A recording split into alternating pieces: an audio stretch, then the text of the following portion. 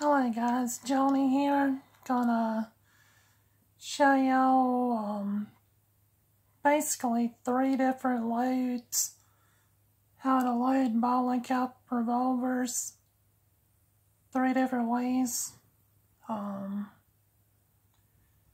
gonna be using my Piata 1851 Navy replica because that's probably the most popular one next to the Remington, and I just figured it'd be easier to demonstrate on this platform than like my regular old Army. So typically I would take it outside and shoot as I would say, bus caps over the nipples to blow the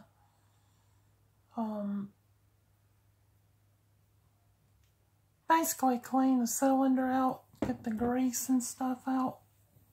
But since I'm not going outside tonight unless the house catches on fire, I'm gonna put a dry cleaning patch on it and just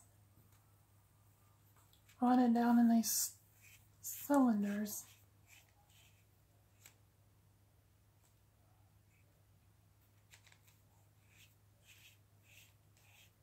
Chambers of the cylinders, and they politically call it politically correct.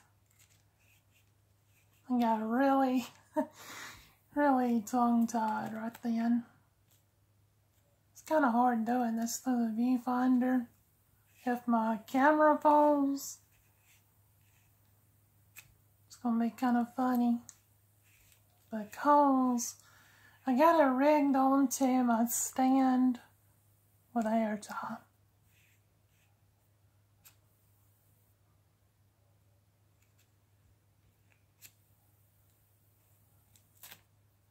Make sure I was shooting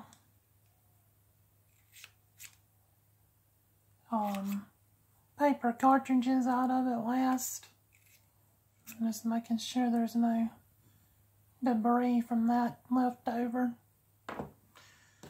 Next, I'll assemble the gun. This is a field strip Navy Colt. I can do it with my eyes shut.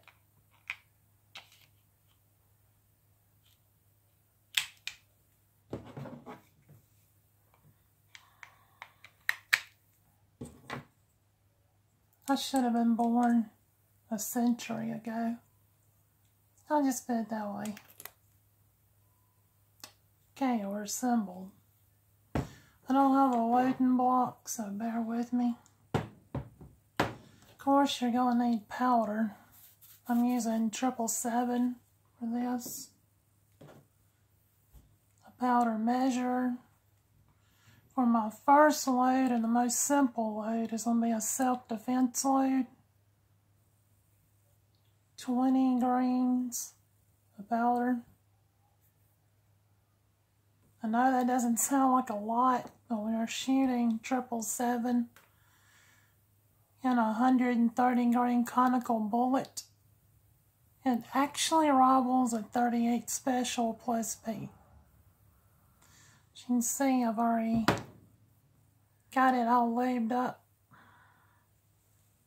Excuse my funky nails.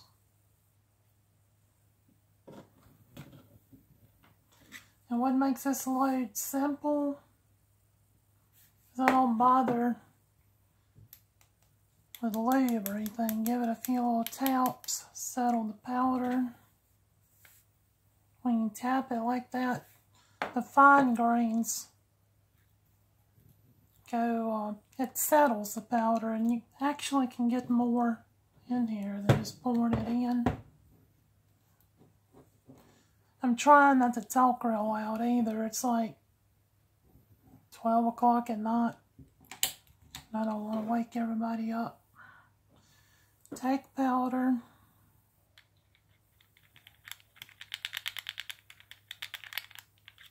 Dump it in the chamber. Give it a few little bumps. Again, just trying to settle the powder. Take the bullet. Make sure the lube is off, the base. Nice. I'll have to turn it around this way real quick. Make sure you're... The reason why I'm left-handed and it just feels awkward doing it right-handed.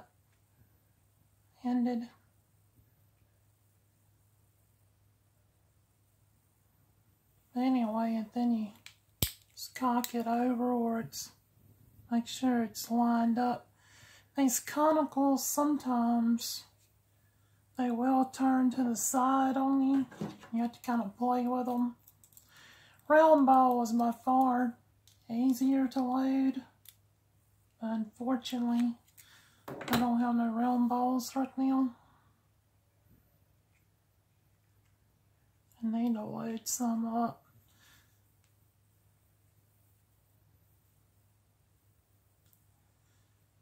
Having issues here. I might have to take the barrel off and redo it because I never altered this port. A lot of people will take a Dremel tool and take it on out to make it easier. But I never done that. I need me a loading stand so I can load conicals off the gun. That would make my world a lot easier. One day I'll get one. I'm kind of just one piece and all this at a time, like Johnny Cash. I have found also these conicals, if you start it with the chamber on out toward the middle here instead of right there, sometimes it makes it easier to start them. Once you get it started, it's easy cheesy, but plus I'm trying to do this and make sure everything's in camera view too. But after you get it lined up in there, basically you just pull your round rod and push it home. When you hear a crunch or feel a crunch or can do this with your round rod and it kind of bounces, you're good. There's no air gap. That's what you want to avoid with black powder. Black powder substitutes.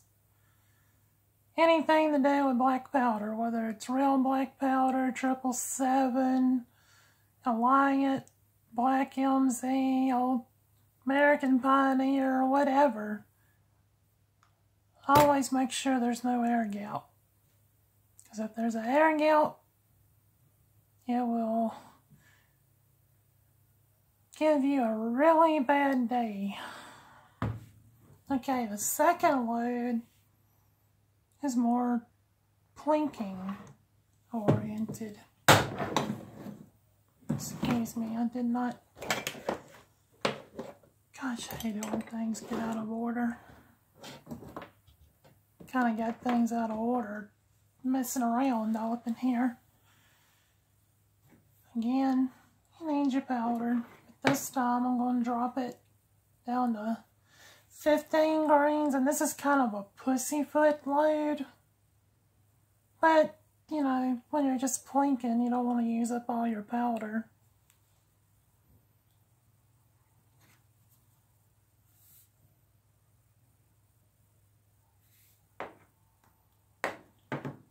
Give it a few taps.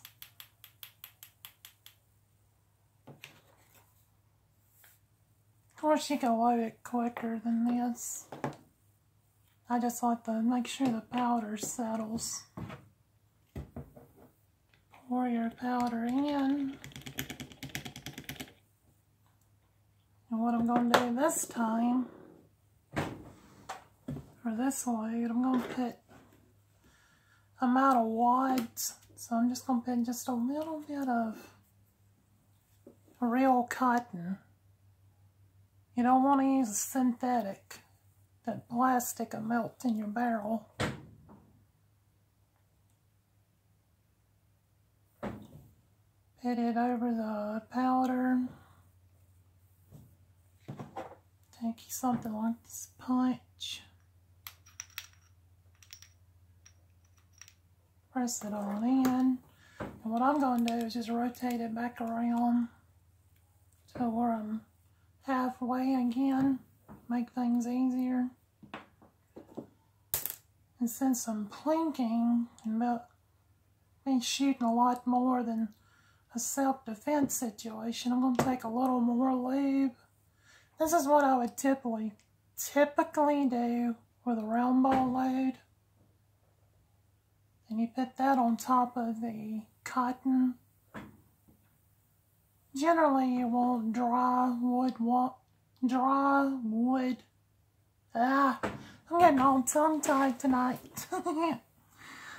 Dry wool wads or cardboard wads, because you don't want to get your powder contaminated.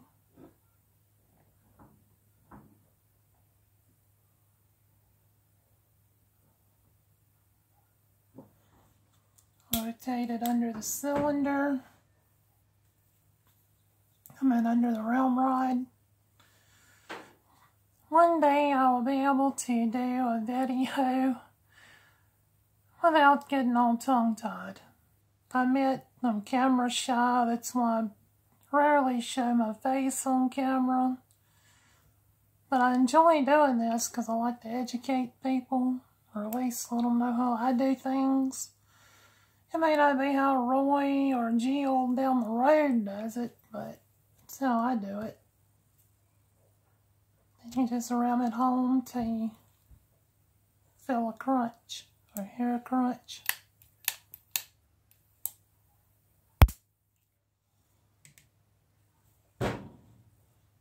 Anyway, so yeah, I get a little nervous on camera. Start tripping up on my words. I'll get better at it though eventually, I guess. I hope. The third load is a hunting load. It's really similar to the first load, but I'm putting the maximum amount of powder you can put in it in a Piata 51 Navy 36 caliber Colt, which is 28 grains of 777.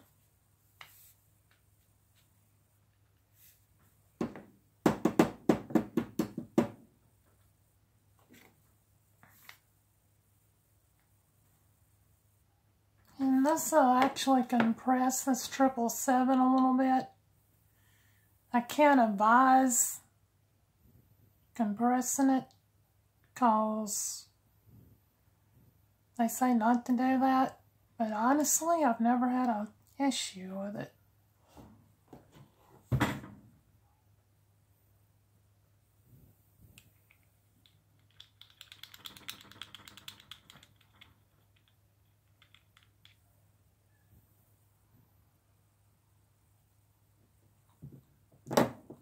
It's going to be harder to sink too because I got to compress it. Try to settle it as much as I can. This load here would actually take a smallish deer within 25 yards. It spits this bullet out around 1,100 feet a second with 777. With a regular GoX 3L, it'll be coming out around 1,000 feet a second. Just a little over 990. And I already got my lube on it. Make sure the base of your bullet is clean. You don't want to contaminate your powder.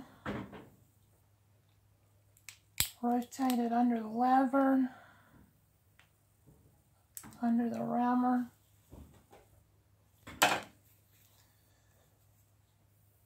And you just ram it home.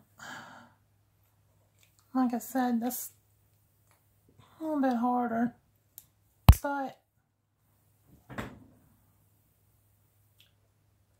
it's all down, and when you hear it crunch and feel it crunch, especially with GoX, because it's like really crunchy and extremely compressible, you know you don't have an air gap. And what I did next, it's not, I'm just going to go ahead and tell you, it's probably going to get a debate started somewheres, but putting lube on top of your chambers over the balls, it doesn't lube the bullet as it's coming out. It has to be behind the bullet for that. And it does absolutely nothing for chain fires. If you got a good fitting bullet that shaves lead off, which these are 375, 375 with a 380 drive band, so they are super tight. The sparks are not getting, and they are, most of your chain fires actually come from poor fitting nipples. Yeah, nipples. Anyway, with that covered, I am going to take just a little bit of my lube and go over the chambers. Just kind of wipe it over. This lube is a hard lube that I make. It is 60% beeswax and 60% beeswax, 30% pig lard, and 10% ballistol. There's a reason for the ballistol. I'll state that in a minute. Then I just kind of rotate the cylinder. Got some shaved lead blocking it.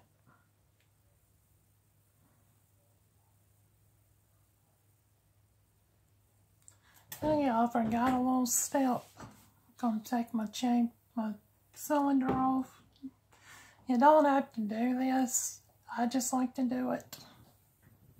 It's optional. It's not a necessity, but I take some of my lube and rub it over the pan here too. It just helps keep the fouling off. Keeps it rotating longer.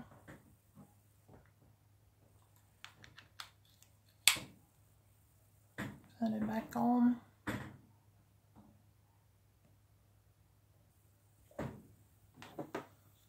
Put the chamber back on. Cylinder.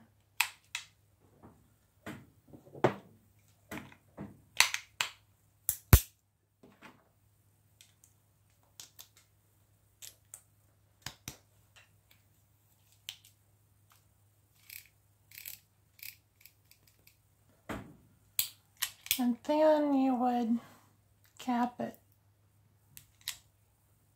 which I don't generally cap them in the house unless I'm going to put it in a drawer for a desk gun for a few days. And I guess I will for the sake of the video. There's even a method to the madness for this.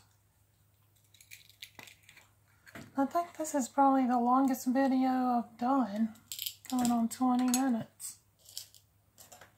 These are Remington number 11. It's my preferred count. I don't know how long they're going to be in production though, since Remington went bankrupt. I know it's horrible, isn't it? But It's been my go-to type of percussion caps now for 12 years. Anyway, I pinch them just a little bit so they fit tighter. I need me a snail capper. I had one and I do not know what happened to it. You would rotate that back around till we're under the hammer, ease the hammer down onto the cap. Now this can be dangerous, but hey, in the 1850s, 1860s, they wasn't super worried about safety issues. But to help make this more watertight, to keep your powder dry, you have to seat the cap. You can do it off the gun with like a dowel or something. But if you're going to do it on the gun, make sure you're pointed in a safe direction in case it goes off. Keep your hand away from the front of it, because if it does go off, it's going to take a finger off. Keep everything behind it and just push up just enough. Generally, your instincts will tell you. You don't want to ram it or anything like that, because it could cause it to go off. Just kind of push up. My rule of thumb is push up hard enough to make an indention in your thumb. The cap should be seated pretty good. And if I was on load this for self-defense, after I got all of them capped, I would take the cylinder back off and cover it either with liquid bandage or clear nail polish or beeswax. And there's a method to that. I think I got a video on it, but I'm going to kind of rehash some things. Like, a lot of people's wanting me to show how to clean the Ruger, clean the Springfield, and I got my workstation kind of set up now. It's been out of commission for several months. I just put it that way. But I'm back up and rolling now, so maybe I can do some of those videos when it's too cold and rainy outside to do any shooting. So anyway, then on this particular coat, I actually filled in a chamber with JB Weld and took the nipple out, and that's my safe. So it really is a 5-shot. This chamber, you can't use it. It's just there to keep in case I drop it, so it won't go off. And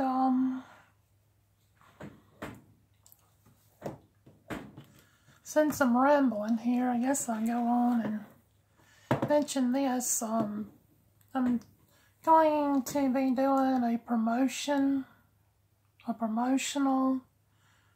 on a local sci-fi horror movie that a friend of mine directed. It's called The Z Effect. Got some really cool Z Effect. Of course, you want to buy the movie. It's on Amazon Prime. But also got some really cool Z Effect t-shirts that we're selling.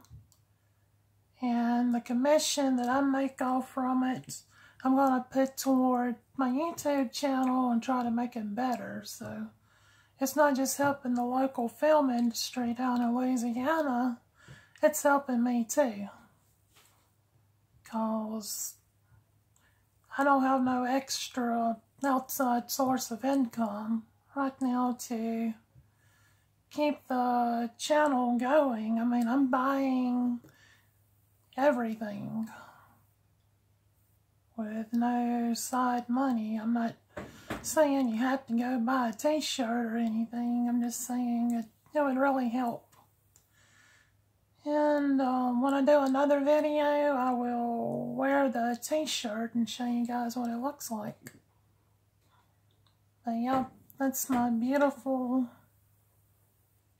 51 Navy Colt. One of these days I'm going to get some ivory grips, false ivory grips to go on it. And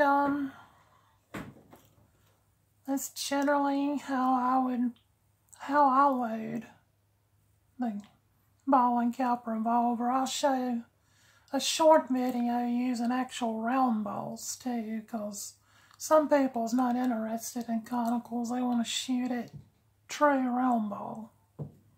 So maybe I'll do that next time with a cool Z Effect t-shirt on. Till then, this is Joni, the regular old army girl. Y'all have a blessed time, and see ya next time.